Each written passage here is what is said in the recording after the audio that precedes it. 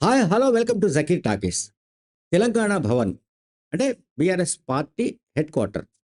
ఆ రాజకీయ పార్టీకి సంబంధించిన కేంద్ర కార్యాలయం తెలంగాణ భవన్. బంజారా హిల్స్‌లో ఉంది. సో, తెలంగాణ భవన్‌లో ఏం జరుగుతోంది? ఇప్పుడొక ఇదొక చాలా ముఖ్యమైన ప్రశ్న. ఒక ముఖ్యమైన సందేహం. తెలంగాణ భవన్‌లో ఏం జరుగుతోంది? తెలంగాణ భవన్ రాజకీయ పార్టీ హెడ్ క్వార్టర్ ముందే చెప్పా. BRS party head quarter. సరే, అందులో బీఆర్ఎస్ పార్టీ అధినేతకు ఒక ఛాంబర్, బీఆర్ఎస్ పార్టీ వర్కింగ్ ప్రెసిడెంట్‌కి ఒక ఛాంబర్, ఇతర పదవుల్లో ఉన్న వాళ్ళకు కొన్ని ఛాంబర్స్ ఇవన్నీ ఉన్నాయి. కింద ఓకే. బానే ఉంది. పైన వీళ్ళున్నారు. ఎవరు? టీ న్యూస్ అనే ఛానెల్ ఉంటుంది. అట్లాగే మరికొన్ని సంఘాల ఆఫీసెస్ కూడా ఉన్నట్టున్నాయి. అనుబంధ సంఘాలు ఉంటాయి కదా! బీఆర్ఎస్ పార్టీకి సంబంధించి వాటి కార్యాలయాలు కూడా ఉన్నాయి.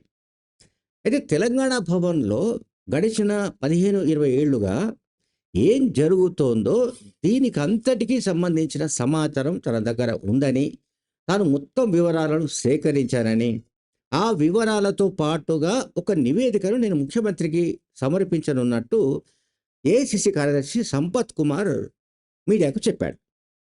మీడియాకు ఆయన ఇంకేం చెప్పాడంటే, ఈ మధ్యనే ఆత్మహత్య చేసుకున్న, అనుమానాస్పద స్థితిలో చనిపోయిన, లేదా అనేక వేధింపులకు గురై ఆత్మహత్య చేసుకోవలసిన పరిస్థితులు ఏర్పడిన స్వేచ్ఛ ఈ న్యూస్ ప్రెజెంటర్‌గా పనిచేస్తున్నది. ఈ న్యూస్ ప్రెజెంటర్‌గా పనిచేస్తున్న స్వేచ్ఛకు ఆమెతో వివాహేతర సంబంధం కొనసాగిస్తున్న పూర్ణచంద్ర నాయక్‌కు ఇదే తెలంగాణ భవన్‌లో పరిచయం ఏర్పడింది. సో, ఈ పరిచయము, దీని తర్వాత ఆమె ఆత్మహత్య, ఇవన్నీ కూడా అందులో జరిగాయి. తెలంగాణ భవన్‌కు కనెక్ట్ అయ్యి ఈ విషయాలన్నీ జరిగాయి అంటూ ఆయన ఆరోపించాడు. ఎవరు? Sampath Kumar, AICC secretary. ఆయన ఇంకేం చెప్పాడు?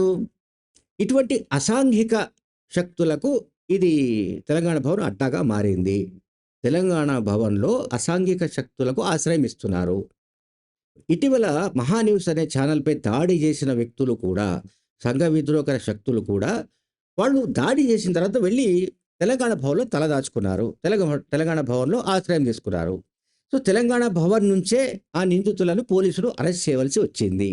కనుక మొత్తం తెలంగాణ భవన్‌లో ఏం జరుగుతోంది? ఏం జరిగింది? అసలు అక్కడ జరుగుతున్న కార్యకలాపాలేమిటి? అండ్ అందులో వేల కోట్ల రూపాయల వ్యవహారాలు, లావాదేవీలు కూడా ఆ తెలంగాణ భవన్ కేంద్రంగానే జరుగుతున్నాయి. కనుక దీనిపైన సమగ్ర దర్యాప్తు జరపవలసిన అవసరం ఉంది. ఈ మేరకు తాను ముఖ్యమంత్రి మన రేవంత్ రెడ్డిని కలిసి విజ్ఞప్తి చేస్తానని కూడా సంపత్ కుమార్ ఆరోపించాడు. ఈ సంపత్ కుమార్ ఆరోపణలతో ఒకటి, స్వేచ్ఛ ఆత్మహత్య ఉదంతమే కాకుండా అట్లాగే మహాన్యూస్‌పై దాడి చేసిన వాళ్ళు అక్కడ ఆశ్రయం పొందిన విషయమే కాకుండా ఇంకా అనేక విషయాలు బయటకొస్తున్నట్టుగా తెలుస్తోంది. అయితే సంపత్ కుమార్ డిమాండ్ చేస్తున్న నిజంగానే థరో ఎంక్వైరీ జరిగితే తప్ప దీనికి సంబంధించిన విషయాలు, వివరాలు మొత్తంగా వెలుగులోకి రానట్లు కనిపిస్తోంది. Thank you very much.